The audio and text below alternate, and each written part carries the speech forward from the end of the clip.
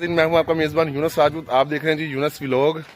तो नाज़रीन, आज जो है मामू की जो है वो कुलखानी थी, तो कुछ ख़त्म वगैरह पढ़ना था और कुरान पाक पढ़ना थे और दुआ वगैरह उनके लिए एक इज्तिमाई दुआ करनी थी। तो मौलवी साहब आए हुए हैं, तो आपको उनका बयान सुनवाते हैं और आपको जो है वो जिस तरह दुआ मंगवाएंगे आपको वो भी दिखाएंगे और बयान भी आपको सुनवाते हैं। तो मैं उधर ही जा रहा हूँ, तो आपको सुनवाते हैं जी बयान। देखो भाई, एक आदमी के घर में जगह भी नहीं है, एक आदमी बिल्कुल गरीब आदमी है, वो लोगों को जमा भी नहीं कर सकता, रोटी भी नहीं खिला सकता, तो क्या अल्लाह पाक ने उसको जहन्नम देनी है? नहीं, बल्कि अल्लाह पाक ने हर मुसलमान की ड्यूटी लगा दी कि जब तुम नमाज पढ़ो, पांचों नमाजों के अंदर तुम जब पढ़ोगे ना, रब्बना ग़फ़िरली वलिवालिदैया वलिल मुमिनीना, ए अल्लाह मुझे भी, मेरे माँ बाप को भी, तमाम मुसलमानों को माफ़ कर दे।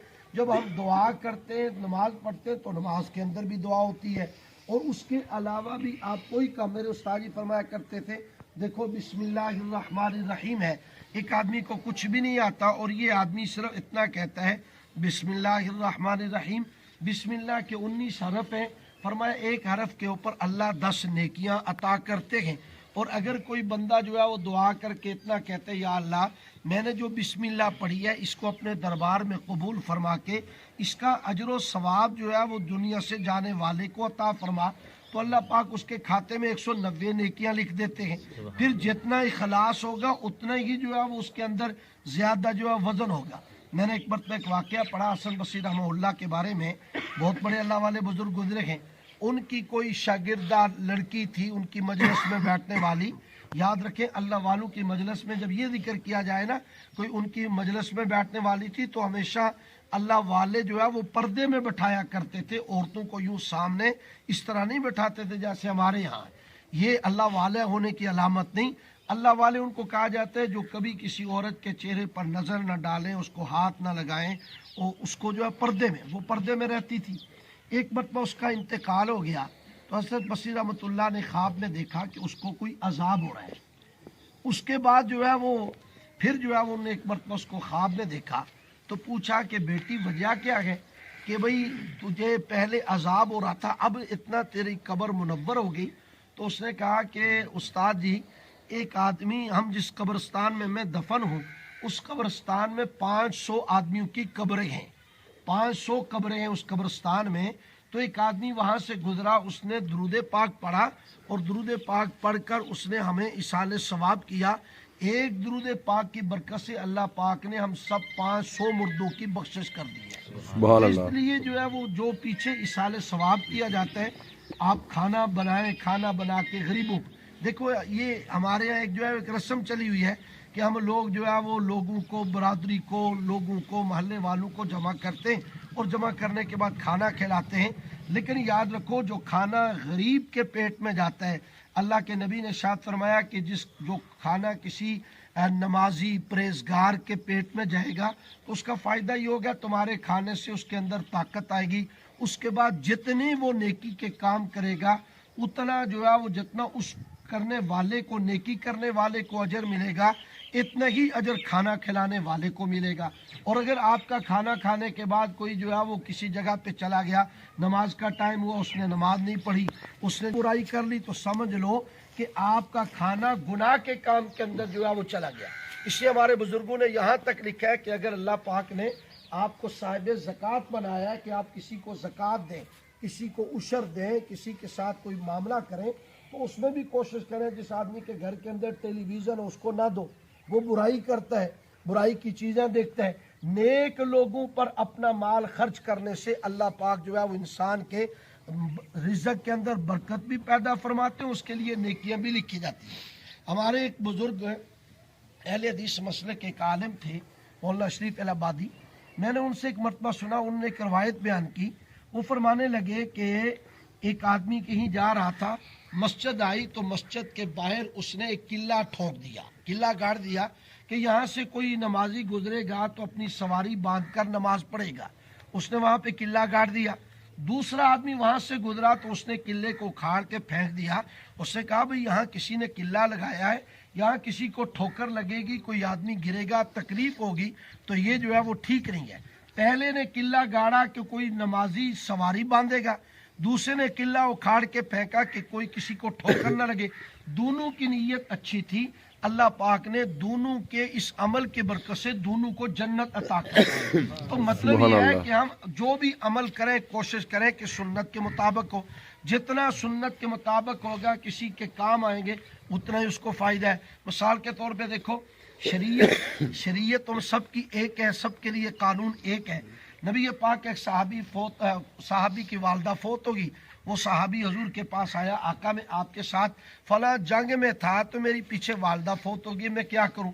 نبی پاک نے ارشاد فرمایا کہ اس کے لیے کہیں پانی کا انتظام کر دو, اس کے نام کا کہیں کنواں بناؤ, اور اس سے جب تک لوگ پانی پیتے رہیں گے تو تیری ماں کو اس کا اجر و ثواب ملتا رہے گا. سبحان اللہ. اس لیے حدیث پاک میں آتا ہے کہ نبی پاک صلی اللہ علیہ وسلم نے ارشاد فرمایا کل قیامت کے دن کچھ لوگ جو ہے وہ جہنم میں, اللہ فرمائیں گے ان کو جہنم میں پھینکو, ان کے پاس کوئی نیکی نہیں. تو کچھ لوگ جب جنتی جہنمی کھڑے ہوں گے, جنتی وہاں کے ان کے پاس سے گزریں گے, تو ایک جنتی جو ہوگا, ایک جہنمی اس کو آواز دے کے کہے گا بھائی مجھے پہچانا؟ وہ کہے گا ہاں میں نے تجھے پہچان لیا, بھائی تو کیوں جہنم میں جا رہے ہیں؟ تو یہ بندہ جنتی کہے گا بھائی کیا وجہ ہوئی تیرے جہنم میں جانے کی؟ کہ یار میرے پاس تو کوئی نیکی نہیں. تو یہ بندہ جنتی کہے گا اے اللہ اس بندے نے ایک مرتبہ مجھے وضو کے لیے, یا ایک روایت میں آتا پانی پینے کے لیے, ایک گلاس پانی یا ایک لوٹا مجھے وضو کے لیے پانی دیا. تو یہ جنتی کہے گا اے اللہ اس نے مجھے ایک گلاس پانی پلایا, اس کی وجہ سے میں تو جنت میں جا رہا ہوں, یہ اتنا بڑا عمل کرنے کی وجہ سے جہنم میں جائے. جنتی کی سفارش قبول کر کے اللہ اس جہنمی کو بھی جنتی بنا دے گا. اس لیے میرے بھائی بزرگوں کوشش یہ کریں کہ ہم جو ہے وہ کوئی اچھا عمل کر لیں. اسی لیے دنیا سے جانے والوں کے پیچھے مغفرت کی دعا کرنا, ان کے لیے ایصال ثواب کرنا, جب بھی وہ یاد آئے کوئی نیکی کا کام کرنا. کہیں مسجد بن رہی ہو تو مسجد کے اندر جو ہے وہ آدمی کوئی خرچ کر دے. مدرسہ بن رہا ہے, کسی جگہ پہ ٹوٹیوں کی ضرورت ہے, کسی جگہ پہ پنکھے کی ضرورت ہے, کسی جگہ پہ نلکے کی ضرورت ہے. یہ عمل اگرچہ جو ہے وہ ہمیں اتنا بڑا جو ہے وہ نظر نہیں آتا, لیکن اس کے اندر اجر و ثواب ہے. اور ایک آدمی جو ہے وہ کسی دنیا سے جانے والے کے پیچھے ایک 10 لاکھ بھی جو ہے وہ 40ویں پہ 20ویں پہ 10ویں پہ یا کل پہ خرچ کرے, اور نیت یہ ہو کہ لوگ کہیں گے یہ جی بڑا آدمی ہے, یہ جو ہے وہ بڑا امیر تھا, یا اس کی اولاد نے اس کے پیچھے جی بڑا خرچہ کیا. تو بھائی یہ جب نیت کے اندر فطور ہونا, نیت اللہ کے نبی نے اسی لیے ارشاد فرمایا تم میں سے کوئی اور پہاڑ جتنا سونا اللہ کی راہ میں خرچ کرے اور میرا صحابی آدھی مٹھی جوں کی خرچ کرے تو میرے صحابی کی آدھی مٹھی کا مقابلہ تم نہیں کر سکتے. کیوں؟ اس لیے کہ میرے صحابی کے اندر اخلاص ہے, اس کے اندر للہیت ہے. اللہ کی رضا کے لیے جو عمل کیا جائے بہت وزنی ہوتا ہے. اس لیے جو ہے مثال کے طور پہ جیسے ہمارے حاجی صاحب تھے, ہمیشہ نیکی کے کاموں میں تبلیغی جماعت کے ساتھ جانا, اللہ کے راستے میں جانا, ساری زندگی سنت کے مطابق. دیکھو ہر بندے سے گناہ ہوتا ہے, بحیثیت معاشرے میں رہتے ہوئے گناہ بھی ہو جاتا ہے, لیکن جو ہے وہ کہتے ہیں کہ امام احمد بن حنبل کو کسی نے پوچھا کہ جی سارے مولوی بادشاہ کے ساتھ مل گئے, آپ اکیلے کہتے ہیں جی کہ قرآن پاک اللہ کی جو ہے وہ کتاب ہے, اللہ کا کلام ہے, اور آپ اکیلے ڈٹے ہوئے, تو شاید یہ لوگ ٹھیک ہوں. فرمایا میرے حق پہ ہونے کا پتہ میرا جنازہ تمہیں بتائے گا کہ میرے جنازے کی کیا کیفیت ہے. علامہ احسان نے شہید رحمۃ اللہ ایک اہل حدیث عالم شہید ہو گئے, مسجد جنت البقیع میں ان کا مدفن ہے. انہوں نے لکھا ہے کہ 10 لاکھ آدمیوں نے اس زمانے میں 10 لاکھ آدمیوں نے امام احمد بن حنبل کا جنازہ پڑھا, اور 70,000 یہودیوں نے جنازہ دیکھ کر رسول اللہ کا کلمہ پڑھا.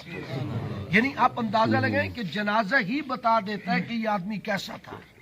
اس لیے حاجی صاحب کے جنازے میں نے دیکھا بڑے علماء تھے, قرآن پاک کے حافظ تھے, نیک لوگ تھے. اللہ کے نبی نے فرمایا کہ جس آدمی کو, ایک روایت میں فرمایا جس کو 4 آدمی کہہ دیں یہ اچھا, اللہ اس کو بھی جنت دے دیتے ہیں. ایک صحابی کہنے لگے یا رسول اللہ 3, فرمایا جس کو 3 مسلمان بھی کہہ دیں یہ اچھا, اللہ اس کو بھی جنت عطا کر دیتے ہیں. فرمایا جس کو 2, فرمایا جس کو 2 بھی کہہ دیں اللہ اس کو بھی جنت عطا کر دیتے ہیں. اس لیے نبی پاک نے ارشاد فرمایا انتم شہداء للہ فی الارض, تم زمین کے اوپر اللہ کے گواہ ہو. جس کے متعلق تم کہو کہ یہ اچھا آدمی ہے, اللہ پاک تمہارے گمان کے مطابق اس کو جنت عطا کر دیتے ہیں. اس لیے ہم اپنے دلوں کے اندر سے رنجشیں اور قدورتیں نفرتیں مٹا کر آپس میں مسلمانوں کی محبت بھائی چارہ آپس کے تعلقات اور یہ چیزیں جو ہے وہ ہم اپنے اندر پیدا کریں، کوشش کریں کہ کسی کے ساتھ کوئی جو ہے وہ ہمارا معاملہ خراب نہ ہو۔ دیکھو اگر دنیا کے اندر ہم رہتے ہوئے جب میت سامنے رکھی ہوتی ہے تو ہر ایک کہتے ہیں یار ان کو معاف کر دے، بہتر تو یہ ہے کہ ہم میں سے ہر ایک نے مرنا ہے، مرنے سے پہلے ہم اپنے آپ اپنے معاملات کو بالکل صاف کر لیں۔ ہمارے آقا صلی اللہ علیہ وسلم کے آخری لمحات تھے، وفات سے 2-4 دن پہلے کی بات ہے کہ اللہ کے پیغمبر نے صحابہ کو جمع کیا اور جمع کر کے مسجد نبوی کے منبر پہ حضور تشریف فرما ہوئے، فرمانے لگے کہ بھائی میں کوئی پتہ نہیں کب تک تمہارے اندر ہوں، اللہ کے پاس چلا جاؤں گا، اگر میں نے کوئی لین دین یا کسی کے ساتھ کوئی معاملات کیے ہوں، کسی کو اذیت تکلیف پہنچائی ہو تو اللہ کے لیے معاف کر دو یا بدلہ لے لو۔ نبی پاک ایک صحابی کہنے لگا جی آپ نے میرے 2 درم دینے ہیں، نبی پاک نے 2 درم فرمایا اس کو دو، اس نے وہ 2 درم لے لیے تو اللہ کے نبی صلی اللہ علیہ وسلم کو کہنے لگا یہ آپ کی نشانی میرے پاس رہے گی۔ پھر حضور نے فرمایا اور کوئی بدلے والا، ایک صحابی تو سعید ابن حضیر وہ کھڑے ہو گئے، یا رسول اللہ فلاں جنگ میں آپ نے مجھے چھڑی لگائی تھی، نماز کے لیے جگانے کے لیے چھڑی لگائی تھی، تو اللہ کے محبوب صلی اللہ علیہ وسلم نے فرمایا بدلہ لے لو۔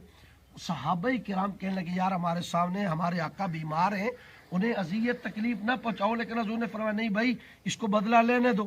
وہ آیا کہنے لگے یا رسول اللہ جب آپ نے مجھے چھڑی لگائی تو میں زمین پر تھا، منبر پہ حضور نیچے اتر گئی، پھر اس نے کہا یا رسول اللہ صلی اللہ علیہ وسلم میرے پاس چھڑی نہیں، حضور نے فرمایا اس کو چھڑی دو، اس نے چھڑی لے لی۔ پھر وہ کہنے لگے یا رسول اللہ میرا اس وقت کرتا جسم پہ نہیں تھا، آپ نے کرتا پہنا ہوا ہے، اللہ کے نبی نے اپنا کرتا اوپر کیا، بھائی آپ بدلا لے۔ بعض روایات میں صحابہ نے آنکھیں بند کر لی کہ بھائی ہمارے سامنے ہمارے نبی کو یہ آدمی چھڑی مارے گا، بھاگتا ہوا گیا اور حضور کے کندھوں کے درمیان مہر نبوت تھی جس کے اوپر لکھا ہوا تھا محمد رسول اللہ، تو یہ مہر نبوت کے بوسے لینے لگا۔ نبی پاک نے فرمایا بھائی یہ کیا کر رہے ہو؟ کہنے لگا اللہ کے محبوب دیکھو میرے منہ سے اب جنت کی خوشبو آ رہی ہے، اگر میں یہ انداز نہ اپناتا تو شاید آپ کی مہر نبوت کو نہ چوم سکتا، لیکن اس سے یہ بات تو ثابت ہوئی نا کہ اللہ کے پیغمبر نے اپنے آپ کو پیش کیا ہے کہ بھائی کسی سے کوئی لین دین کا معاملہ ہو، کوئی مسئلہ ہو تو وہ فوراً جو ہے اس کو حل کرنا چاہیے، تاکہ جو ہے وہ کسی کے ساتھ کوئی ایسا معاملہ نہ ہو کہ مرنے کے بعد کوئی آدمی کہے کہ جی یہ تو اچھا نہیں تھا، اچھا ہوا یہ چلا گیا۔ نیک بندے جب جاتے ہیں نا تو اس کے پیچھے زمین بھی روتی ہے، آسمان بھی روتے ہیں۔ زمین کے دیکھو مثال کے طور پہ آپ یہاں بیٹھے ہوئے آپ نے کوئی ذکر کیا، درود پڑھا، کوئی اچھی بات کہی، قیامت کے دن جب زمین گواہی دے گی تو یہ جگہ بھی آپ کے حق میں گواہی دے گی کہ اس جگہ پہ اس نے اللہ اللہ کیا تھا۔ جہاں انسان گناہ کرتا ہے وہاں پہ زمین گواہی دے گی کہ اس نے فلاں جگہ پہ گناہ کیا۔ ہم چلیں ہماری زبانوں پہ اللہ کا ذکر ہو، نبی پاک کے اوپر درود پاک ہو، یقین کے ساتھ درود پاک پڑھیں، دعائیں جب کریں تو یہ طریقہ بھی جو ہے وہ ہمارا ٹھیک نہیں ہے۔ دیکھو یہ طریقہ نہیں ہوتا کہ آدمی جو ہے وہ مانگے اللہ سے توجہ کسی اور کی طرف ہو، یہ جو طریقہ ہی غلط ہے۔ طریقہ یہ ہے کہ آدمی سنت کے مطابق اپنے ہاتھ جو ہے وہ کندھے سینے کے برابر ہوں، ہاتھوں کے اندر تھوڑا سا خلا ہو، کھلا ہوا ہو، اللہ سے مانگے یقین کے ساتھ جو میں مانگ رہا ہوں میرا اللہ مجھے ضرور عطا کرے گا۔ حضور نے فرمایا یا تو جو انسان مانگتا ہے اللہ اسی وقت وہی چیز عطا کر دیتے ہیں، اور یا یوں ہوتا ہے کہ کوئی بہت بڑی مصیبت آنے والی ہوتی ہے، اس دعا کی برکت سے وہ مصیبت ٹل جاتی ہے، بندہ کہتی ہے یار میری دعا قبول نہیں ہوئی، لیکن اللہ بڑی مصیبتوں کو دعا کی برکت سے ٹال دیتے ہیں۔ اور بعض روایات میں آتا ہے کہ بالکل جو مانگا وہ بھی نہیں ملا، کوئی مصیبت بھی نہیں ٹلی، قیامت کا دن ہوگا اللہ کے سامنے جب یہ بندہ پیش ہوگا تو پہاڑوں جتنی نیکیاں اس کے نامہ اعمال کے اندر ہوں گی، یہ بندہ کہے گا یا اللہ یہ بھی ان میں سے میں نے کوئی نیکی نہیں کی۔ اللہ فرمائیں گے تو دنیا میں دعائیں کرتا رہا، میں نے تیری دعاؤں کو محفوظ کر کے رکھا، تیری کوئی دعا دنیا میں قبول نہیں ہوئی تو یہ تیری دعاؤں کی برکت سے تیری نیکیاں اتنی ہیں۔ اس وقت بندہ کہے گا کاش دنیا میں میری ایک دعا بھی قبول نہ ہوتی۔ تو ہماری اللہ سے مانگی ہوئی دعا رائے گاہ نہیں جاتی، اس لیے جب ہم اللہ سے اخلاص کے ساتھ مانگیں گے تو اللہ پاک جو ہے وہ ہماری ضرورتیں بھی پوری فرمائیں گے۔ دنیا سے جانے والے کا بھی حق ہے کہ ہم ان کے لیے مغفرت کی دعا کریں، ان کے لیے اللہ سے مانگیں کہ اللہ ان کے درجات کو بلند فرما، ہمیں بھی ان کے اچھے کاموں پر جو کام ان نے اچھے کیے ان کے مطابق جو ہے چلنے کی توفیق عطا فرما۔ دنیا سے جانے والے کی جو اولاد ہوتی ہے اس کے لیے بھی یہی چیز ہوتی ہے کہ اپنے والد کے بعد دفعہ یوں ہوتا ہے کہ بندے کو پتہ نہیں ہوتا کوئی آدمی किसी गरीब के घर में खर्चा दे रहा होता है, किसी मस्जिद में चंदा दे रहा होता है, कोई किसी मदरसे में पैसा दे रहा होता है, तो औलाद को जब पता चले कि हमारे वालिदैन इस तरह की नेकी के काम करते थे तो भाई उसके अंदर बढ़ चढ़ के हिस्सा लेना चाहिए। और ये वालिदैन ऐसी अहम चीज़ है। हजूर के पास एक साहबी है, कहने लगे या रसूलल्लाह मुझसे गुनाह हो गया, तो हजूर ने फरमाया अम्मा जी जिंदा है, तेरी माँ जिंदा है? नहीं या रसूलल्लाह माँ जिंदा नहीं है। अल्लाह के नबी ने फरमाया खाला है? हाँ खाला है। फरमाया जाओ जाके अपनी खाला से अपने लिए दुआ करवाओ, तेरी खाला तेरे हक में दुआ करेगी, अल्लाह तेरे गुनाहों को माफ कर देगा। इसी तरीके से बाप है, हजूर अलैहिस्सलाम ने कुलखानी अपना ख़त्म वगैरह पढ़ लिया है और दुआ वगैरह भी उनके लिए इज्तिमाई हो गई है। तो अब जो है घर की तरफ तैयारियां पकड़ ली हैं, तो अब घर जा रहे हैं जी। तो इंशाल्लाह दोबारा आएंगे, अब आया करेंगे तो इंशाल्लाह इनकी कब्र पर भी आया करेंगे इंशाल्लाह। तो मिलेंगे जी अगले व्लॉग में। तो अगले व्लॉग करते ही इजाज़त तलब करता हूँ जी, अगले व्लॉग में मुलाकात होगी जी इंशाल्लाह।